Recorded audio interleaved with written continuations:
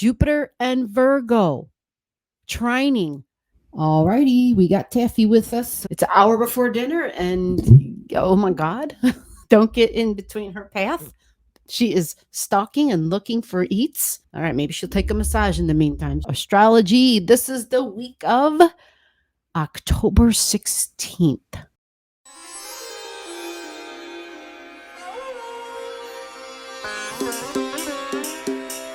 So we'll start off with the sun. And what does the sun look like? There it is right there. I'm going to go big. I know everyone's watching on their phones. I don't always forget. Sometimes I do a great job at enlarging things to accommodate, and other times I'm so focused on other stuff. So here, look, what do we got? Mercury and the sun very close together. And that's key.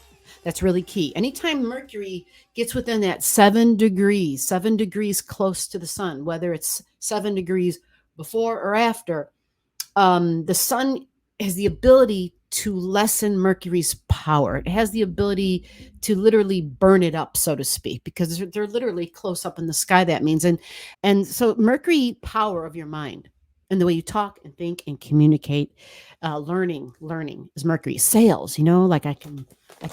Okay, now she's gonna start ripping shit apart. Hey, come here. So we're paying attention to that, and this would have been a couple of days before, right? 2-3 days before is when Mercury started being less powerful. So the good thing about Mercury in Libran energy is I want to make a deal. I want to work with you. I want to compromise. I want to know what it is that you need, and I'm going to share what I need so that we can somehow partner up, whether it's friendship, partnership, love, marriage, business, somebody you're willing to sacrifice maybe even for, but absolutely compromise for. You're like, there's a phone call. I got to take this, right? There's something important involved there. When Mercury and the sun get close, that power diminishes a little bit. Now, here's the sun. It's going to stay in the sign of Libra roughly, because we know the sun moves 1 degree a day, and we know that there are 30 degrees within each sign. So if the sun is in Libra at 23 and it moves 7 degrees, well, there's only 7 degrees of Libra left. So what that tells us, the sun is going to move and it'll be at 0. It'll be right where Humea is. So we'll put it right there. It'll be 0 degrees of Scorpio. You see? 0 degrees of Scorpio. So this is important because then we go from Libran energy, which is I want to compromise and be fair, to all of a sudden there's a bond made here. There is a bond made. This is bonded energy, deeply bonded energy. So it can be blood bonds, monetary bonds, like inheritances people were literally related to. This is bonded energy. And so this comes up like all these, this is insurance money, insurances, like all these kind of keywords become a feature at this time. Okay. Now, where does Mercury travel at this time? And she is now going to be where Mars is. So Mercury and the sun are still very close together. They're 3 degrees apart because Mercury's a fast mover, right? So they travel together basically through the end of Libran energy, the last 7 degrees, they're together, and then they end up being together here in Scorpio. Bonded energy. Mercury is still conversations and communications. Let's remember Scorpio energy is strong in psychic abilities. So you can pick up on what other people are either feeling and thinking, super psychic. But we always got to be cautious when we're dealing with that sort of energy. You always have to make sure to validate and to confirm and to fact check and to get the confirmation to what you believe is true. That's the thing about Scorpio energy. Sometimes it knows more than it needs to know. Sometimes it has information that it's privy to, but it doesn't mean that it's for you to share. And so some of the lessons with Scorpio energy is the discernment thing. Like, is this for me to share, or is this for me to talk about, or how do I use this? What am I doing with this? And that's one of the battles for people with Scorpio energy. Talk to them and they might share it because Scorpio is very private, very deep and personal. Scorpio energy brings up wounds from the past. And these are like tragic things. It's intense, deep, emotional vulnerabilities because it's been through hell and back. And that's the sign of Scorpio. And so we might even find ourselves talking, right? Because it's like deep psychology, talking, Mercury, talking about those wounds. But it'll happen more once these two pull apart. There will be times when the Mercury and the Sun were literally together. And when those things happen right on top of each other, Mercury isn't combust any longer. It is only when a planet pulls away from the Sun, either before or after, that it's combust and invisible. There's that magic time. You know how we say the new moon is the magic time? Anytime any planet becomes exact conjunct with the Sun, those are powerful moments. They're short, but they're powerful. And you've probably experienced them in your life. And experiencing them with Mercury gives you ahas, ideas, communications, maybe information from somebody else comes to you, right? Like someone's telling you something. But there's knowings and intuitions that come forth. And this could even be a time where you're hearing from the other side stepping in. Once things go into Scorpio, it's almost as if we've chosen sides at this point, right? And if we haven't, well, when the Sun gets there for sure, then it's like maybe that is the point where we're choosing. Okay, where we're choosing because emotions get involved. And when emotions are involved, we aren't about the diplomacy anymore. And you see where Mars is too, right? October 16th. Look at Mars. Mars is in Scorpio as well. But Mars doesn't move real fast. It's only going to move 5 degrees this week. All right. So it stays. It's going to stay here. And it's going to only get to 8 degrees. Yeah, Mars is just going to get to 8 degrees. So Scorpio season is in full throttle here. It's in full motion, just ahead of Mercury. The good news is, look, Venus. Venus is still in Virgo here. So here she's at 7 degrees.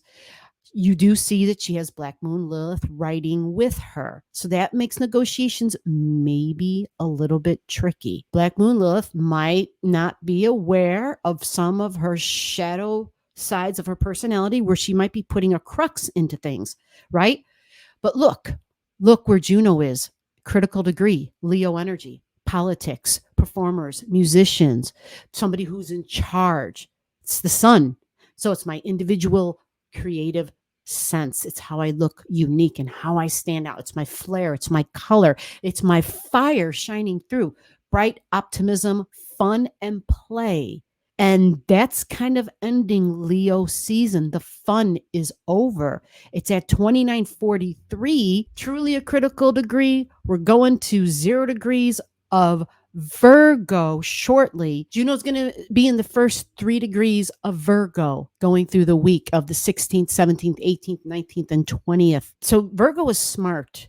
Venus is smart when she's in Virgo because Virgo sees the details. You know, Venus is all about desires, my passion and my desire. That's Venus energy, my passion and my desire. But when she's in Virgo, she's thinking much more practical.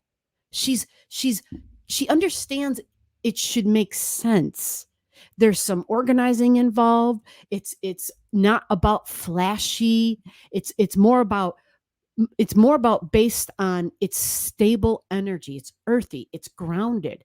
It says, but this should be here in this location because it makes sense. You know, you think about your kitchen. Where do you put your blender? Where do you put your utensils, right? Tools. Virgo, big on tools. Virgo's earth energy, all about the earth and gardening, right? All about, let's take it into the kitchen. Let's do something with it. All about, I'm going to eat this because it's healthy for me. Virgo energy. And so Venus then becomes smarter with her food choices, smarter in her and who and what she desires. That's Venus energy. And so Venus is going to stay in Virgo and she'll be at 13 degrees 7 days from now. So that gives us an idea of how fast these planets move.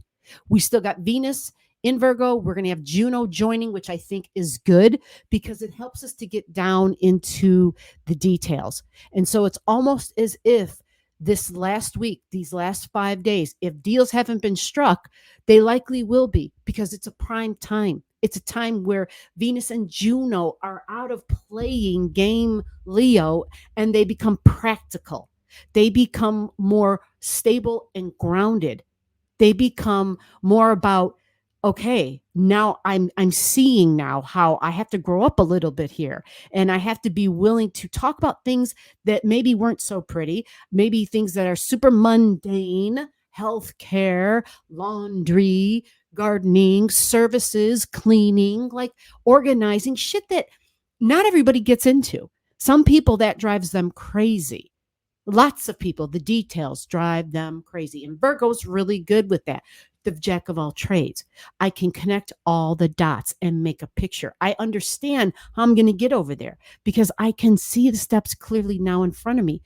Virgo energy. So this is good. This is good. So if I'm thinking things are going to be smoothed out by now, I'm hoping, whether it's for the UAW, whether it's for the Hollywood strike, whatever the strikes are, whatever the plans are, whatever the conversations to have strike up new business deals and ending old deals and old partnerships that were outdated, this energy for this week provides for a time where it's like, hey, this is the best path for us to move forward. It makes sense. It's not flashy. It's smart. It's cautious because the earth got involved. And that's what we needed. And lo and behold, at 13 is trining and was trining this week, was trining Jupiter, trining Venus, where she starts trining beautifully to Jupiter. So Earth and Earth start connecting strongly, and it's Venus trine Jupiter. And that's good because Jupiter will bring in more Earth. It's more grounded. I'm even going to color her or color Jupiter masculine. I'm going to color it the Venus color because it's connecting with Venus. Really good news because more Earth means things will stabilize more. And then if you look, Uranus is at 22. So after Venus gets done with Jupiter, who brings in more Earth, then it connects to Uranus, which is a shock and a surprise, but it's something new. Uranus is known to be disruptive. That's not until the following week's video, and so we'll get into that then. But this is to give you the heads up for that, to find out where these degrees are in your chart, to understand what's going on. Now, the moon cycle, there's the moon in Scorpio at the beginning of the week of the 16th. Moon in Scorpio at 18 degrees. Fixed energy, fixed water, right? It's going to move. And look where it moves to. Through one sign, it takes 2.5 days. So it travels through here, Scorpio, Sagittarius, Capricorn, and then by the next 7 days out. So when I keep saying the next 7 days out, 16 plus 7 would be the 23rd. By October 23rd, we have the moon in Aquarius. Okay, are you eating my hair? Is that you looking for snacks? Okay, we're going to go get you some chow. Saturn is at 0, but she's still in retrograde, but she's going really slow, which means rules and restrictions are stronger here. You see that? There's Saturn. She's not going to move very much. And in 7 days' time, will take us to the 23rd. Saturn will still be retrograding, but the only thing that will have changed, Saturn will still be at 0, but instead of 0.47, she'll be at 0.37. That's how slow Saturn is moving. So we'll put Saturn there because she's not moving. But the point of this is when something goes slow, when a planet goes really slow, its meanings are more pronounced. So Saturn is order and structure, and we're setting up for the long-term financial security. It's material, it's tangible, it's things that are hard. It's structure and order. Saturn is there to build structure and order, okay? And it wants to set up for long term. And it's interesting because it's in Pisces, and Pisces is Hollywood. So it's interesting that Hollywood, is definitely restructuring and organizing because of AI. Artists feel that, hey, there has to be something of value for those who have the human touch when it comes to creating. And so there's a restructuring going on.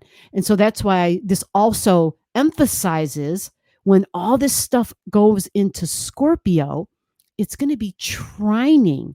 The sun will be trining Saturn, but it's the nailing out the details and the willingness to communicate in this last 7 days of Libra that are vital. Get your butt over here, behave.